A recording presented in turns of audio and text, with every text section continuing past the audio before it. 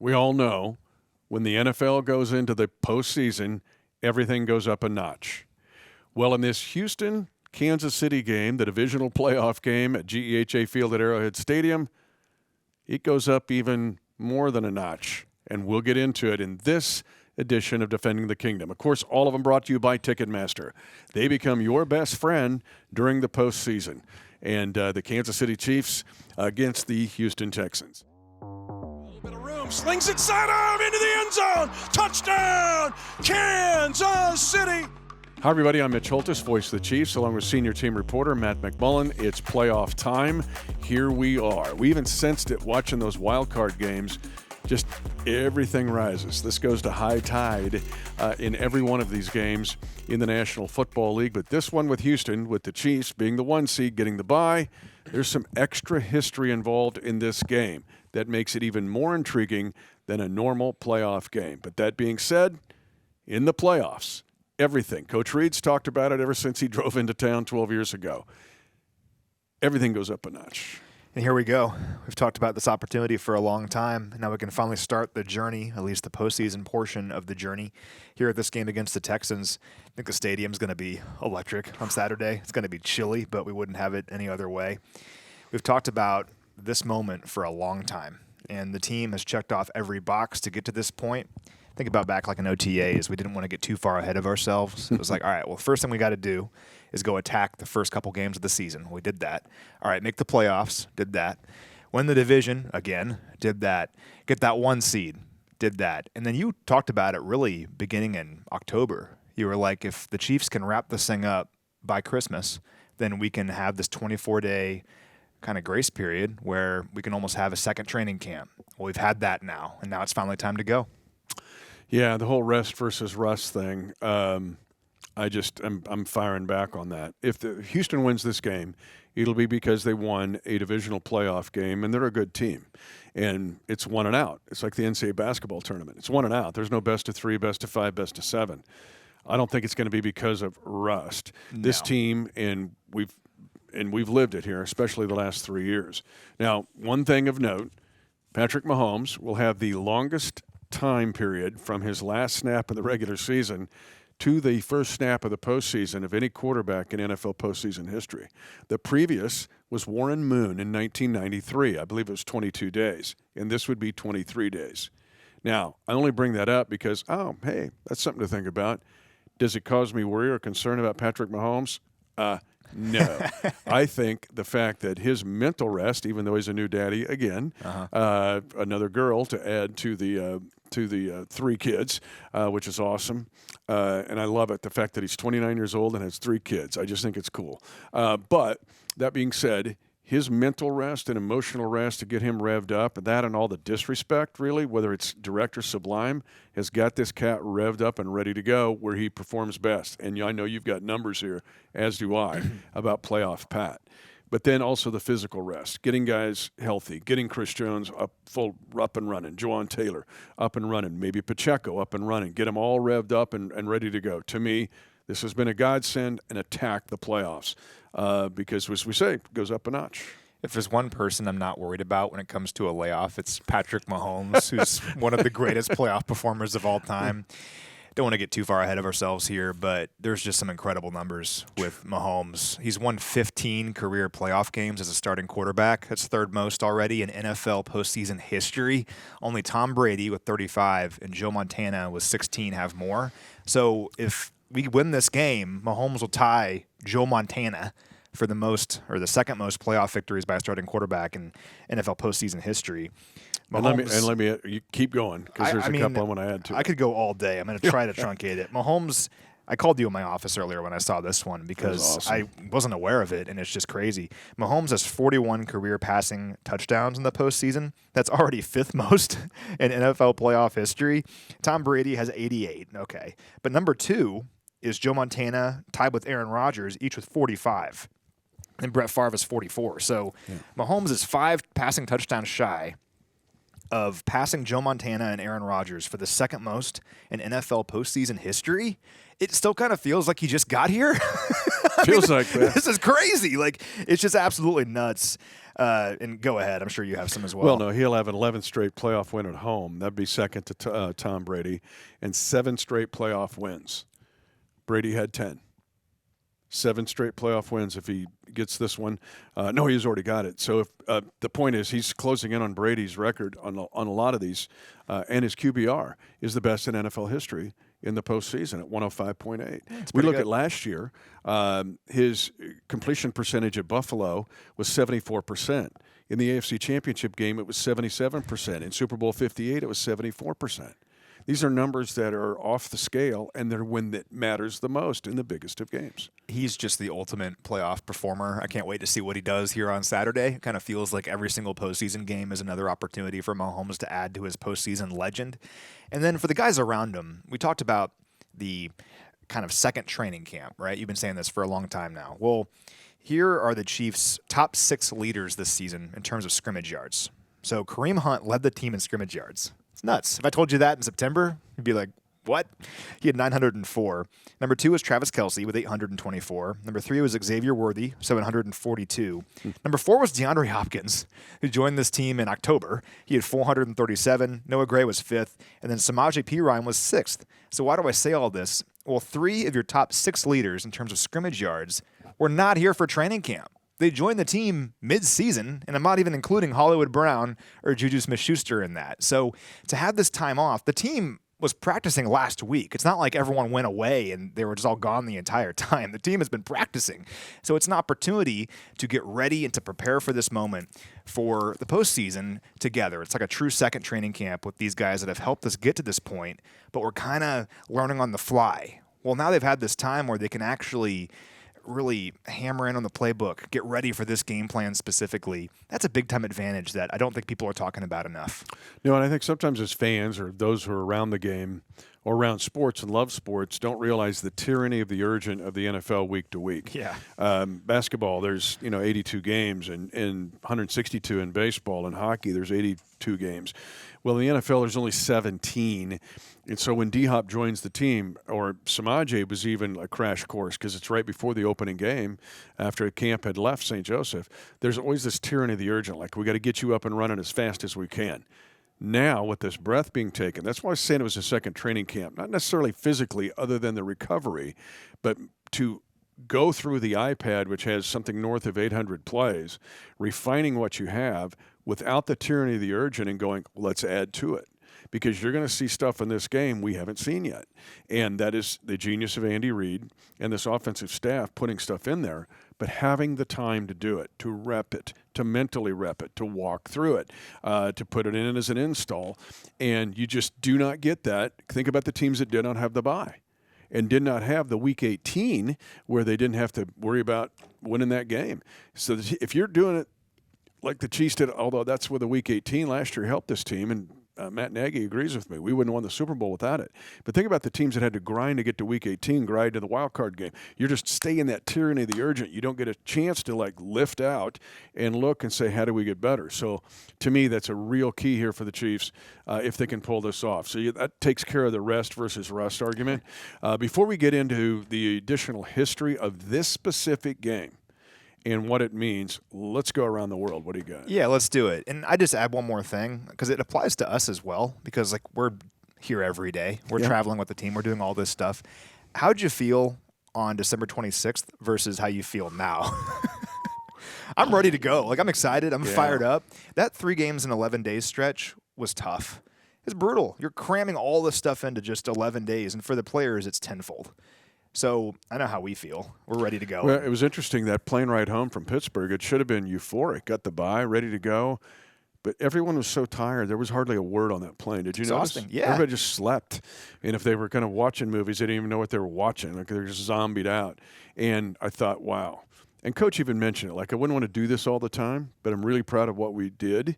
But, yeah, I mean, even the 26th, you were just like, I can't even move. It's so yeah, but now to have this span of 20-plus days for the guys to rest and get ready, I think is huge. If the Chiefs pull off history here, it'll be because of what they got done to earn that bye, but also that time frame where you get some time that you rarely get in the National Football League, and it's going to get even more rare as the years go on.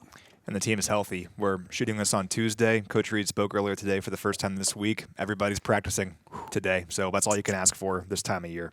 Let's go around the world. Got a bunch today just because we've kind of accumulated up a quite notch. a few here. Yeah, Take it up exactly. Yeah, so we're going to get through this. So last week I mentioned Mikey from Edgerton, who went to North Platte High School. And afterward, I was like, I probably screwed that up. I did. So he's from Edgerton, Missouri. Oh, yeah. Not Edgerton, Kansas. I had yeah. Bubba Starling on my mind. Sure. Are you familiar with Edgerton, Missouri? I am. And Cassville, Missouri, by the way, has weighed in. Oh, I saw that. That was on here. Saw yeah. that's on there? All right. Because here you come. But yeah, North Platte. So Dearborn, there's West Platte, the Blue Jays. That's Weston. Okay. But then you go the next school district up, which is all these little towns like Edgerton and Dearborn. That's North Platte. Okay. So now we know. Carlos is from the Dominican Republic, but originally from New York. We have a listener in Pittsburgh, Kansas. Go Gorillas. Purple Dragons or the Colgan Panthers, the private school. Okay. Purple Dragons. It's pretty good. You like that one? Not just the Dragons. Yeah. The Purple Dragons. Terry is from Murray, Kentucky. We've heard from Terry before. Murray State Racers. There we go. JC currently lives in Cleveland but grew up in Parkville. We've kind of activated Parkville. Oh. Everyone's letting us know they're from Parkville. I love Parkville. Thank you. Yeah. Is he a Park Hill Trojan or is he a Park Hill South Panther? Oh, man. He might have told me. I didn't write it down. I don't know. Let us know, JC. Henry is in Ladysmith, South Africa. I think that's a new one. This was his first full season watching the Chiefs. That's terrific. Yeah. Ladysmith, South Africa. How far from Joburg, you know? I don't have to open up the map. We'll figure that one out when we do our grand tour of the world. Randy is in Albany, Missouri. Heard from Randy before. Felton is from KCK, but now lives in Chicago. Katie is in Mountain Home, Arkansas. We've heard from Katie before. Home of the... Don't know. The Bombers. The Bombers. Mountain Home Bombers. You don't want to play the Mountain Home Bombers. Love that. Or the Wakefield, Kansas Bombers. Oh, that's good. And they're named that, I think, because a B-29 landed on the main street of Wakefield one day because it had to have emergency landing. That's amazing. I think a B-25 or B-29. B-29 would be pretty big, but yeah, they had to land emergency landing, so we land on Main Street of Wakefield, and all right, let's be the Bombers at the high school. It's like the opening scene in Top Gun Maverick where he like walks into the diner wearing like a space suit. I love it. Abe is in Elkton, Maryland. You mentioned Cassville, Missouri. The Defenders helped us with that one. It's by Roaring River State Park. Oh, yeah. Does that help? Oh, yeah. Okay. Thank you, Defenders.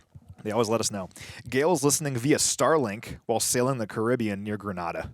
Okay. So Gail's having a tough time. Rough time. Gail, let us know if we can join you on your boat. What if they saw my nephew who's a performer? It depends on the cruise line they're on. He's like one of the lead writers, singers on a cruise boat. I could be wrong. I took it like they're sailing themselves. Like they have their own boat. Oh, no, talk about up a notch? Yeah. Okay. Yeah, there's no comedians when you're out there. Yeah. Or singers when you're on your own boat. Or their own ship. Sorry. I realized this. One time I was talking to a World War II veteran who was there in Tokyo Bay when World War II ended. Amazing, right? But on the USS Missouri when they signed the surrender terms? I think so, yeah. And I think I asked him, I referred to the USS Missouri as a boat, and he laughed at me and said it's a ship. And now I know. So yeah, but, he would know. But when you talk to Navy guys, they'll go, what boat were you on? Yeah, that's what I'm saying. So, I don't know. I'm confused now. Yeah. Anyway, Gail's having a great time. Walter is from Hayes, but now lives in Banjul, Gambia. Oh, my goodness. That's a big shift. That's a big move. You've been to Hayes. Yeah, I've been to Hayes. Haven't been to Gambia, though. I haven't been to Gambia. Yeah, I'll make it there one day. Willie is in Terrell, Texas, which is 25 miles east of Dallas and 78 miles west of White House, which is, of course, where Patrick Mahomes is from. East Texas, baby, the Pines. Yep. We have a listener in Idaho Falls, Idaho. Dean is in northern New York, been a fan since 1968. He mutes the TV and syncs up the Chiefs radio network with the broadcast. Thought you'd like that. Appreciate that. Lots of people do that. Tana is in Independence, Kansas. Bulldogs. Chad is in Papillion, Nebraska. Papillion. Okay. Yep, south of, you remember the movie Papillion, like it's famous, like way back when? Don't think so, no. Yeah, so Papillion's in the southern end of Omaha. Okay. And so their high school is Papillion La Vista. and I don't know what the nickname is. We'll hear from him soon. Well, let us know. Yeah, not far from Offutt Air Force Base. Oh. Yeah. Okay. So, yeah, Papilion's a big deal. Well, Chad wanted to shout out his brother Jared as well, so shout out to you, Jared. We have a listener in Rockford, Michigan. Tyler was born in Freeburg, but now lives in Westphalia, Kansas, home of the school is called Fatima. Fatima. That's Missouri, I think. Might be Missouri. It probably is I Missouri. think Fatima's Missouri. Well, do you know who it is? No. Okay. Don't know. It's the Comets. I like that. Yeah. You know what? I Comets. have heard the Comets of Fatima Comets. I I'm do probably like the mispronouncing Comets. Fatima. That's so good. So Barry and Kim invited Ellie and I to Okinawa to hang out. I'm sure you could come too with Tammy if you I'm want. in. Okay. Let's so go. we'll see you soon, Barry and Kim. I'm serious. I want to come. How long of a drive is it? To Okinawa? Yeah. We need one of those amphibious vehicles. I'm not sure how long it takes to drive on the ocean floor, but We need the ship of the people that are off the coast of whatever the coast they're off of. yeah, let us know. Yeah. And lastly, Christopher is in Wiesbaden, Germany, which is near Frankfurt. So he's originally from Parkville once again. Wanted to shout out his boys Carter and Dylan. They're lifelong Chiefs fans, even though they're Army brat kids, so they've never actually lived in Kansas City. But they often stay up late and watch all the Chiefs games. So great hearing from you, Christopher. He wanted to add that you were the absolute best in the business, which I agree with. Oh, too kind. Yeah, I had a chance to go to Wiesbaden a couple of years ago. Wieland Dunk. Yeah, Wiesbaden's an awesome place. Like I said, near Frankfurt. When we were getting ready to play the Dolphins in Germany, remember I went out there a few months early and spent a week in Germany, and Wiesbaden was on the list. There's an Army garrison there. Obviously, I'm guessing that's where Christopher is. And it's near Ramstein Air Base, too, not too far away, a couple hours away. So anyway, a lot of Americans over there, a lot of Germans who love football, a lot of Europeans in general who love football and Chiefs football specifically. So anyway, that's all I got here today. That's a lot. That's good. And, yeah, Wiesbaden and Ramstein, one of the most critical locations on the earth. Oh, yeah. To protect what we value, not only in the Chiefs Kingdom, but freedom-loving countries around the world and our allies.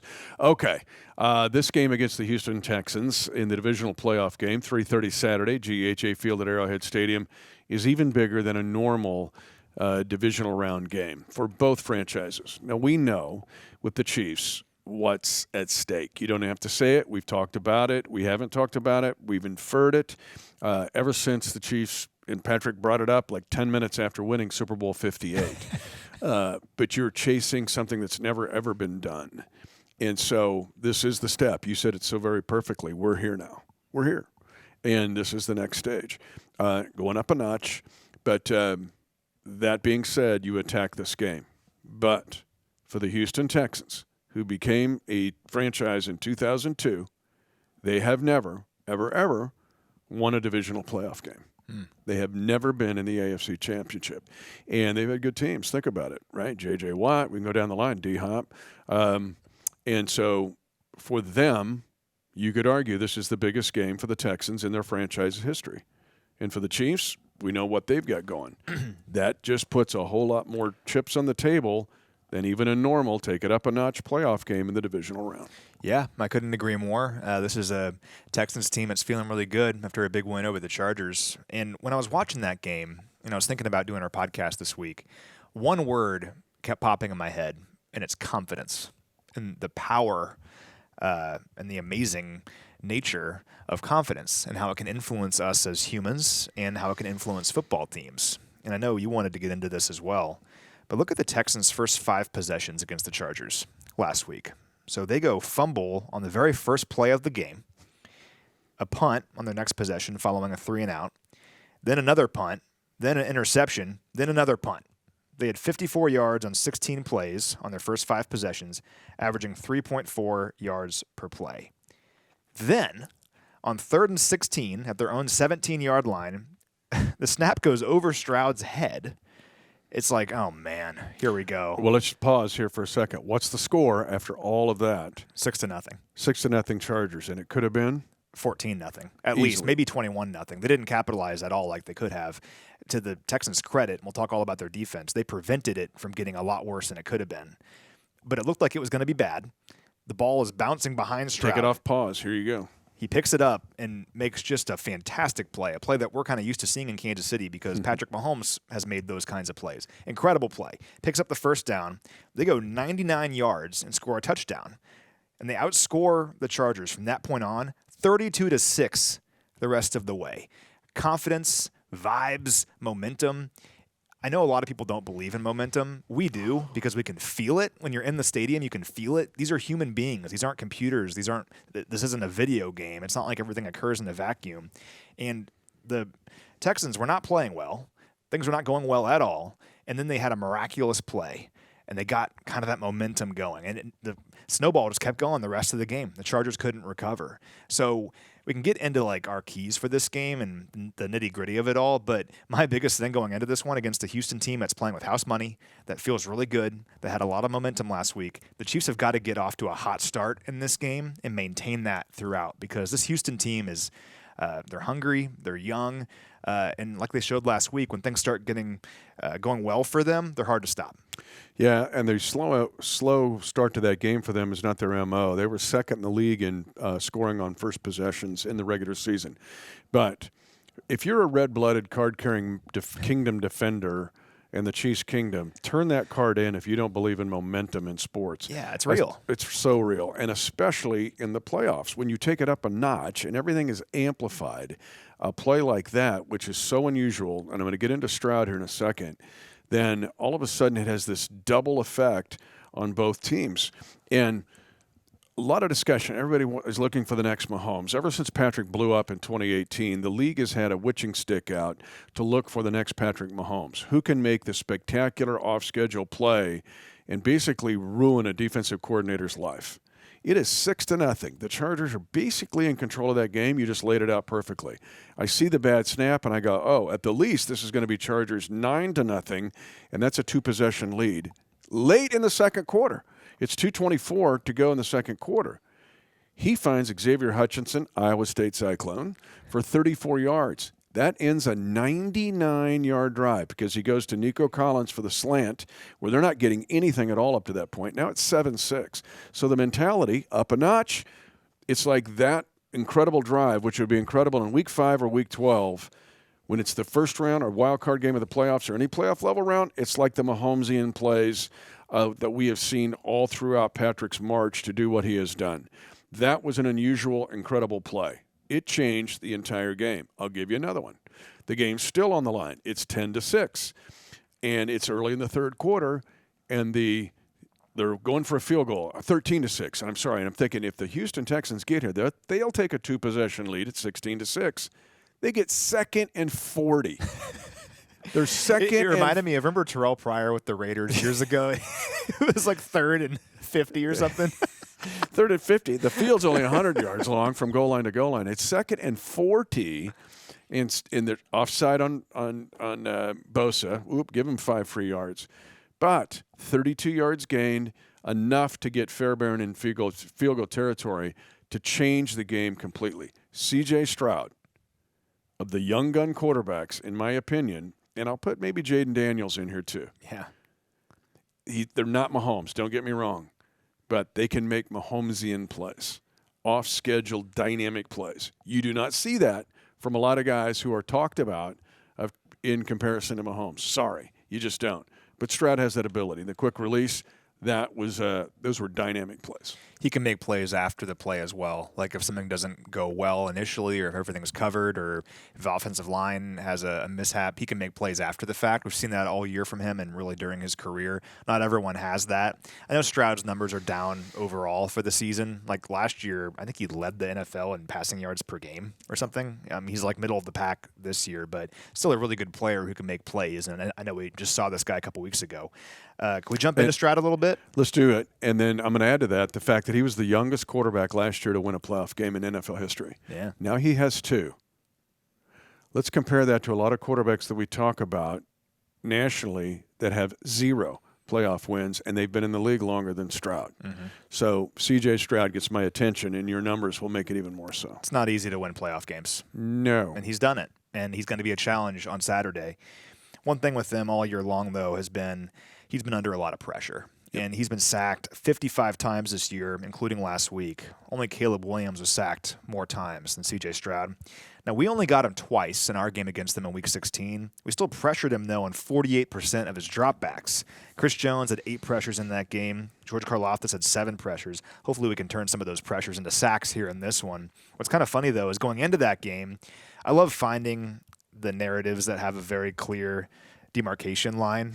And going into that game, it was there are many of those. the 4-sack mark. So this year for Stroud, when he's been sacked 4 or more times, the Texans are just 2-6. When he's been sacked less than 4 times, they're 9-1. Their only loss being to us. Now, I remember in that game we weren't getting sacks on him, and that was a concern of mine. Like, we're not getting him on the ground enough. Still found a way to win, but hopefully we can get after him a bit more here in this game. Even though we had all the pressures last time, didn't have a lot of sacks, hopefully we'll have more sacks this time around. And on your bingo card, if you said in the Houston game the 2 sacks would come from Joshua Williams and Mike Pennell, you would have bingo. Yep. So those 2 guys got the sacks. That's what's nutty about that. Let's jump into the Houston defense and transition here, because this is where they also just yanked the game away from the Chargers. And now we know with Justin Herbert, only 3 interceptions all regular season. He throws 4 in this game. But this has been the Houston MO. This is a team that, and Coach was talking to me on the Kingdom Show on Monday night about it. This team is so fast up front defensively. We talk about Will Anderson Jr. We talk about Daniil Hunter. But there's guys in the middle, too, that deserve mention. Danico Autry, who blocked the PAT that they returned for 2 points, which is also a crushing blow psychologically in that game, up a notch. But this is a team that was second in the NFL in interceptions. Not only do they get interceptions, Matt, they're dynamic with the interceptions. Former Chief Eric Murray gets the pick 6, but they had 108 return yards on those interceptions. And Lassiter had maybe the most athletic interception I have seen all season long. He looked like D-Hop playing DB in D-Hop's first or second year in the league, because Lassiter's interception extended, snatches the ball. I was like, oh my gosh, what just happened? We know about Stingley. He's the only guy in the league that has had 5+ interceptions over the past 2 seasons. You can go around the horn here, but comprehensive speed up front and quickness. We know how they can attack the quarterback. But on the back end, you have a bit of a gambling group of the secondary, extremely athletic, and I think comprehensive. Nothing against our guys, but comprehensive, athletic, explosive. This might be the most explosive secondary defensively in the league. Now, the other thing, a term that's used in basketball a lot, is turning defense into offense.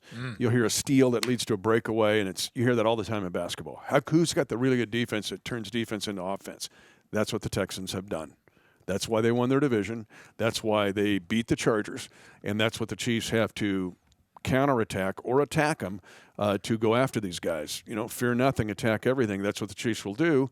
But if we're talking Texan football, that's Texan defensive football. That basketball analogy is perfect for these guys. It's similar to what we talked about a handful of weeks ago. This is what they do. They take the football away, and they score points off those takeaways.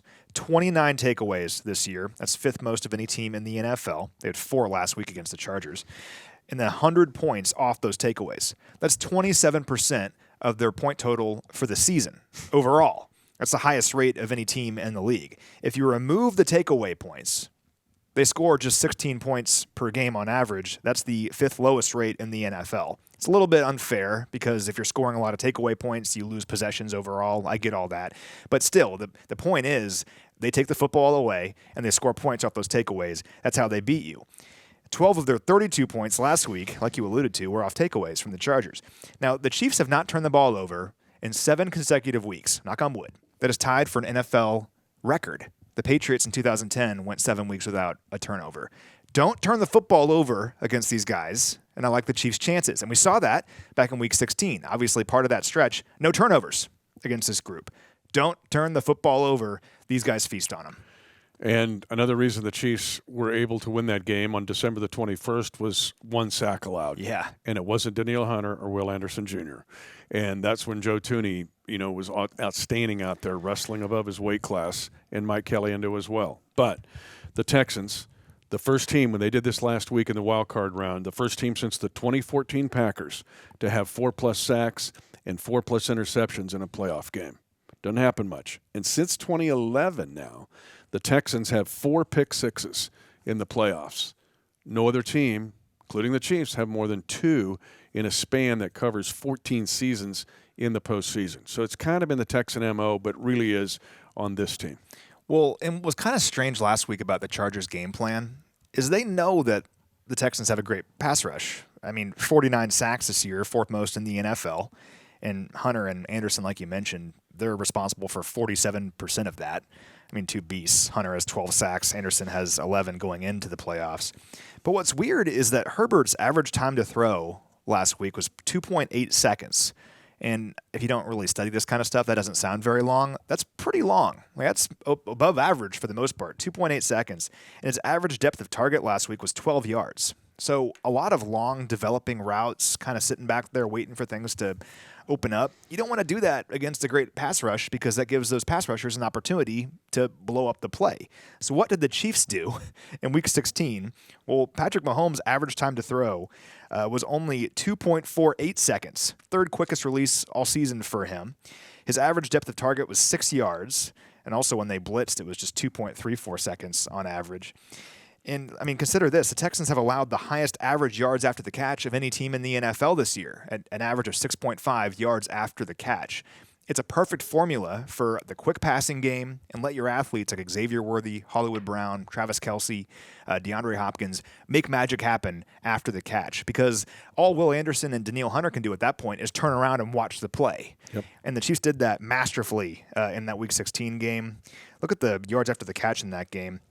Xavier Worthy had 59 yards after the catch. Samaje Perine, 50 yards after the catch. Hollywood had 35 yards after the catch. And Kareem Hunt had 26 yards after the catch. So not only did the Chiefs spread the ball around, and 7 players had double-digit receiving yards in that game, well, 4 different players had at least 25 yards after the catch. I'd love to see a similar kind of game plan here in this one where those pass rushers are really, really good, and they blew up the game for the Chargers. You can take them out of the game, too, with that quick release. And as the Chiefs, those receivers, whoever's touching the ball on those quick passes or however you're going to get the ball, have got to be worthy of the high and tight. Because of those takeaways, 19 are interceptions, but this is a team. And part of the yards after contact is that this is a team like a pressing team in basketball. They'll press you. But if you break the press, you can get dunks. Mm-hmm. This is a team that loves to get forced fumbles. They're going to hack it out on you, all of them. And Alshire is going to play in this game. He did not play in the game on December the 21st. He was still in the middle of that 3-game suspension for his hit on Trevor Lawrence of the Jaguars. He is a guy that wants to poke the ball out.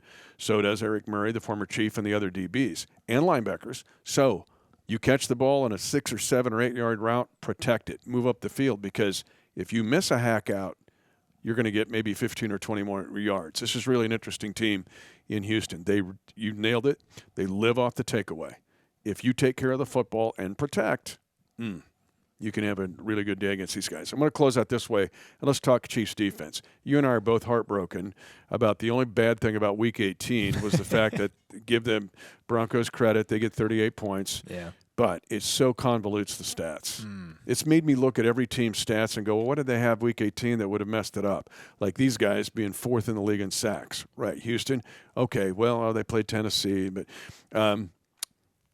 the 38 points took away, so the Chiefs end up 4th in points allowed. How many times did you see graphics during the wild card weekend, points allowed? They're here. I'm going to go, well, wait a minute. If the Chiefs would have played their guys in Week 18, they would have been ahead of this stat. But taking it up a notch, we saw the defense of the Kansas City Chiefs take it up a notch in run defense. And Joe Mixon, only he and Saquon Barkley this year, the number of 100-yard rushing games and a rushing touchdown in those 100-yard rushing games tied Joe Mixon with Saquon Barkley. We saw him explode in the second half on the Chargers. And it was his second 100-yard rushing game in his postseason career. He had one with Cincinnati back in 2022 in a divisional playoff win before they came here and lost with the Butker field goal. So defending the run, if you look at last year and what the Chiefs were able to do against the run, CMC, 3.6 yards per carry in Super Bowl 58. Baltimore only had 81 rushing yards. That caused congressional inquiries in the belt. And then also James Cook for the for the Buffalo Bills in the divisional playoff game only had 3.4 yards a rush. The Kansas City Chiefs took it up a notch defending the run last year in the playoff run to the Super Bowl. And they did it all season long as well. You know, we've only allowed one 100-yard rusher all year. Do you know who it was? Lamar Jackson. Yeah, it was Lamar Jackson in week 1. It's the only 100-yard rusher we've allowed all season long. We were tracking it for a while, and then I think it just kind of got mundane. Like we were saying the same thing every week, that we were shutting down the opponent's running game, and it's been true all season long. We've been really good against the run. And as much as we talk about C.J. Stroud, and Nico Collins as well deserves mention, because Nico, despite missing 5 games this year, has accounted for 20% of the Texans' receptions and 25% of their receiving yards just by himself. But still, it all starts with stopping Joe Mixon. You've got to stop Joe Mixon. And when he gets going, we've seen him over the years. He's one of the better running backs in the league. You're right. The Chargers could not stop him in the second half. And it's just demoralizing. We kind of saw that. Like, the Chargers weren't totally out of it in the second half, but the Texans on their last touchdown drive, Mixon was getting like 6 or 7 yards per carry, and it's just like, man, we're running out of time. There's burning clock. You can't get him off the field, and he ends it with an explosive touchdown run. You can't let that happen here in this game. Again, it's going to be cold, kind of like running football kind of weather. If you're the Chiefs defense, just keep doing what you've done all year long. Shut down the running game and make the Texans one-dimensional with their passing game. And it's really sad and a bummer, because we saw what happened to Tank Dell when he was here. Yeah. But the football aspect, that's a big, big loss, because, I mean, Tank Dell was having a game in that Week 16 matchup. He had, 8 catches for 98 yards and a touchdown in less than 3 quarters. Just a big, big part of their offense. That puts more pressure on Nico Collins and puts more pressure on Joe Mixon. The Chiefs have got to shut down those 2 guys specifically and make someone else beat you. I'm going to give D'Amico Ryans credit, who, by the way, was on Coach Reed's last Philadelphia team. He was a linebacker on the 2012 Eagles. Coach reminded me of that. But he's done an excellent job. So is C.J. Stroud. I'm going to give him credit in this. We saw how the Tank Dell injury affected those guys. I mean, it literally knocked the wind out of them. Yeah. And his rehab is going to take probably most of next year. It's really sad. He's an awesome player. He's a good, and we loved him coming out of the draft. Yeah. You and I were talked about him. But they now have overcome that. And you saw that mentally and emotionally in the Charger game. I thought that the game after they played us, when they were on the 3 games in 11 days too. They had to play Christmas Day. Played Baltimore, yeah. They didn't have any life against the Ravens. Got a little bit back against the Titans, but they've dealt with a Tank Dell deal. So give them credit and give Coach D'Amico Ryans credit for getting this team back on track. I'll close out this way, that here we are, taking it up a notch. The historical part of this game. This is it's a fascinating game. There's just more to this game than a divisional playoff game. Yeah, there is. And there's a lot to it. And I want to add, too, we've been in a lot of these games now. I mean, over the last several years, we've been to the divisional round every single year and the AFC Championship game every single year since Mahomes became a starter in 2018. You can't take it for granted. You just can't. I mean, we talked last week about how the divisional round used to be kind of like a really big deal. I mean, I think about 2003. I think about 2016, 2015. I mean, going to the divisional round, you're 1 game away from the AFC Championship game. That's a big deal. And just because we've accomplished a lot over the last several years and seen a lot of champions, you can't take it for granted, because every season is different and every journey is difficult. It's really hard to get to this point. It's even harder to advance. And it's going to be a challenge on Saturday against a very good Texans team. But don't take it for granted and enjoy the moment, because this is really, really fun. We get to see our team with a chance to make some history, kind of begin that postseason journey here against a very worthy opponent, and it's going to be an awesome atmosphere. I'll close this way. DeAndre Hopkins has had a 13-year National Football League career. He's going to the Pro Football Hall of Fame. Yeah. He started his career at the Houston Texans. DeAndre Hopkins has played 184 games and never won a divisional playoff game. He's got that shot this week against his former team, as everybody in the NFL takes it up a notch.